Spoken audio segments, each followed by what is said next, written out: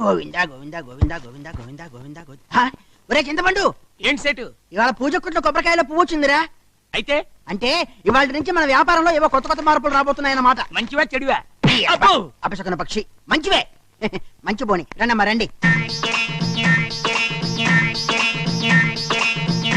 ఏం కావాలి? ఏం కావాలి?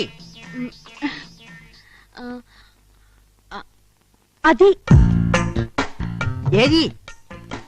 అది అదే ఏది? అదండి.